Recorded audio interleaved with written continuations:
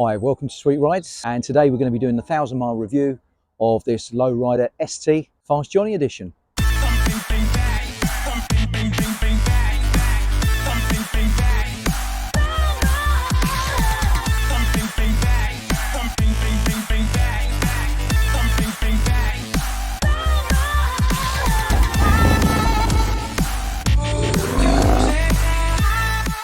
So if you saw my previous video, you'll know that I traded my Road Glide ST for this bike, the Lowrider ST. The idea behind that really was just that I'm seriously considering going down to one bike, and I just wanted something that was going to be lighter, a little bit more nimble, still got the bags and the fairing so I can still do some longer journeys. I wanted it to be just a little bit more flexible for me.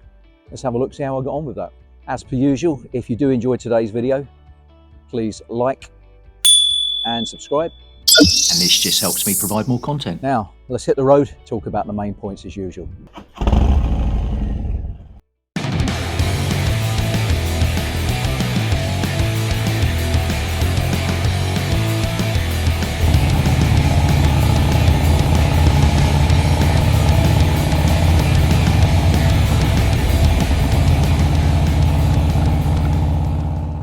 So this is exactly the same engine that I had in my Road Glide ST.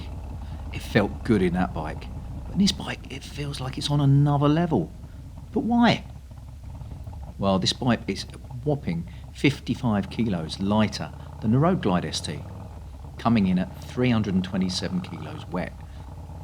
Putting that into context, that's about the same as carrying a 9 stone heavy passenger. So of course the bike is going to feel much lighter and faster. It makes an enormous difference. Now, for most people, and especially those that are used to riding Harleys, this bike feels fast. However, for me, well, I'm used to riding lots of different bikes, and the bike, yeah, it feels quick. That's not a put down for this bike. If I only ever rode Harleys with Harley guys, I'm pretty sure I'd be happy with the bike's performance. But I come from a background of sports bikes and naked bikes that make, 175 bhp plus. Now 2024 is the first year Harley have actually started to quote horsepower figures, as they're finally becoming reasonable for this style of bike, and probably helped by the healthy competition from Indian. So Harley quotes horsepower on this bike as being 105 horsepower. That's not bad at all, but more importantly, it's got 168 newton meters of torque, which in itself is an amazing figure. That's 23 newton meters of torque, more than the new 1390 Super Duke R, the so-called torque monster.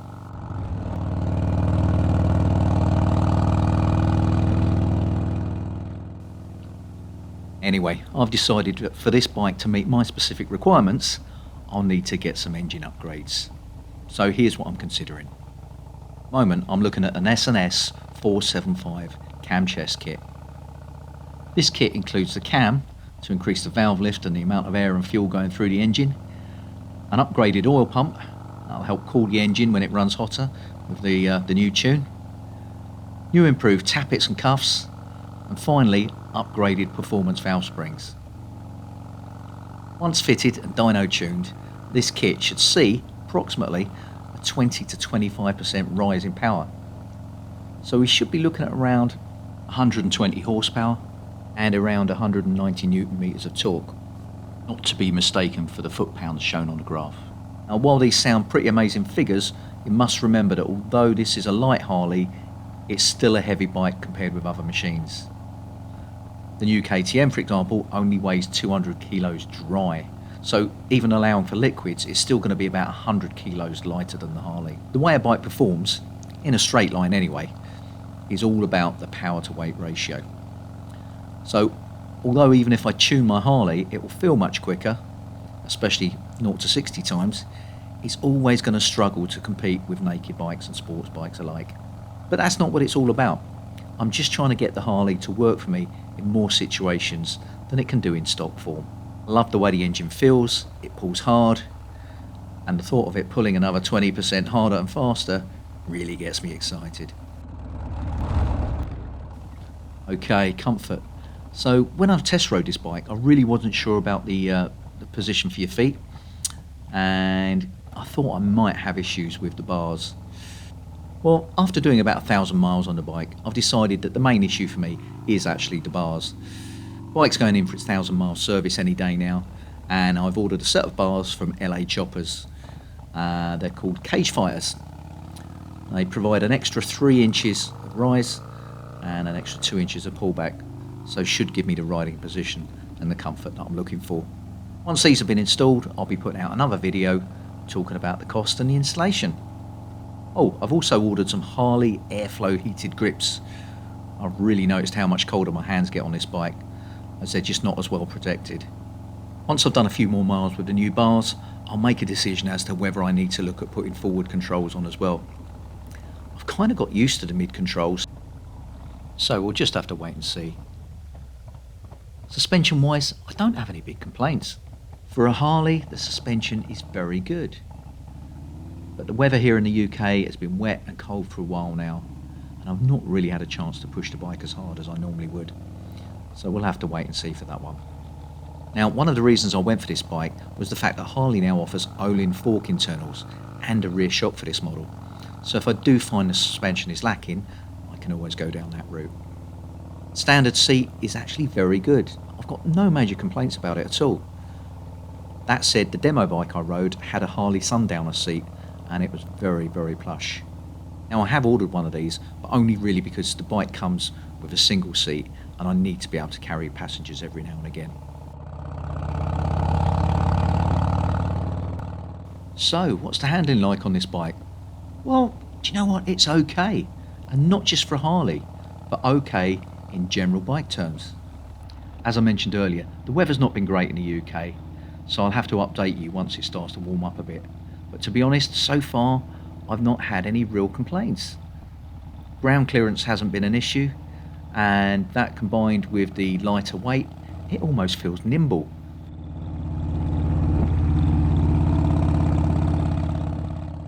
Okay, so the tech on this bike. Well, compared with the Road Glide, this is a big step down in tech. It has a tiny digital dash that provides very basic information. But you know what? That just means I have more time to enjoy the ride and actually look at the road, and that's not a bad thing. You may have seen my previous video where I set up a quad lock phone mount. I've set it central to my bars, so that I have a sat nav, music, calls, everything I could really need. So I've not really missed the big screen on the Road Glide as much as I thought I would. And the bike doesn't have the full RDRS safety system, but it does have ABS and traction control as standard. And again, I've not had any issues.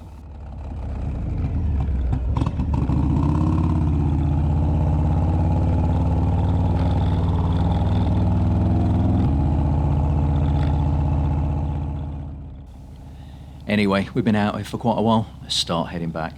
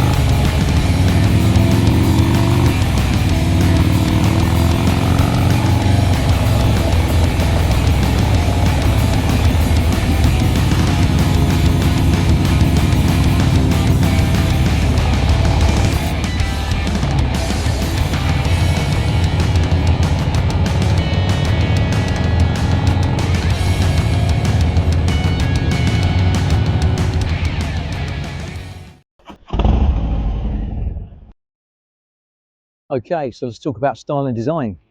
Personally, I love Harleys. I love the old school looks, and this particular bike, especially in this Fast Johnny paint scheme, is probably one of the best looking bikes Harley have ever made. I wasn't a big fan of the original exhaust, so straight from the showroom I've had this Pisani chrome exhaust fitted. I think it looks great, it sounds great, and because the bike already comes with this heavy breather unit, it only needed a downloaded map to give it a full stage one. Now, I like this fairing as soon as I saw it. It's inspired by the old FXRT fairings from the mid-80s. Like most things, it's a compromise. And it gives you some protection without having to ride a full-on tourer. But this bike gives me almost everything I'm looking for. And it puts a big smile on my face. Okay, so let's talk about the cost of this bike. The Fast Johnny Edition was a 2023 model. They are still available in showrooms, and retail price on this bike is somewhere around the £23,000 mark. That said, I have seen a few of these discounted in showrooms, and I've seen them as low as £19,995. And in the standard colours, the retail price on this bike is £21,000. But again, I have seen them discounted as low as £19,000. Now, the 23 model colours were the black, which was the standard colour for last year. It's the sand and the Fast Johnny. The 2024 colours, Harley have moved to a standard colour this year as being the grey, and the last colour is Red Rock. And again, there's an additional charge. I'll put that on the screen for you. While I was filming this, Harley have released a new colour of Tobacco Fade. Okay, so let's talk about desirability. For me, the number one reason I bought this bike was it's such a desirable bike. I love the style, the design, I love the paint job, I love the way it feels to ride, the engine. I love almost everything about this bike. Now, as I mentioned earlier, I'm going to be making a few changes, and that's really just to get myself completely comfortable on the bike. If you're a different size to me, different shape to me, this bike might fit you perfectly. You might not need to change anything. But as far as the bike being desirable, for me, the reason I bought this bike. If you're not into this style of bike, it's probably not going to. Okay, so what's my conclusion on this bike? Well, I've got to be honest, I've really enjoyed the first 1,000 miles on the Lowrider ST. Most important thing to me is, apart from it's been enjoyable to ride, it hasn't gone wrong. It started on the button, first time, every time. So just from a reliability point of view, it's been a great bike. That said, I knew when I bought the bike, I'd want to make a few adjustments. The main ones for me are the handlebars. And as I mentioned earlier, they're going to be fitted very soon. When I sit on this bike, it's a comfortable position when you first get on the bike. But for me, I'm a little bit short in the arm, a little bit longer in the leg. And for me, it just feels like the bike's just pulling me forwards a little bit. I always feel that I'm kind of leaning slightly forwards. And I think being used to the road glide, which is a more relaxed position, what I'm hoping to do is, when I put the new bars on, is we're just going to come back a little bit and we're going to come up a little bit. And it's just going to be a slightly more comfortable riding position for me.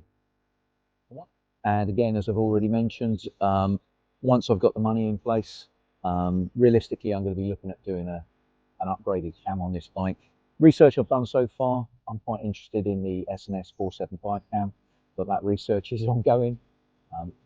Cams are a little bit of a minefield, but hopefully I'm going to do the cam, do the oil pump, and just give her a little bit of a boost. So thanks for watching today. Hope you've enjoyed the video. If you have, you know what to do, and we'll have some more videos with you as soon as possible. Thanks for watching Sweet Rides.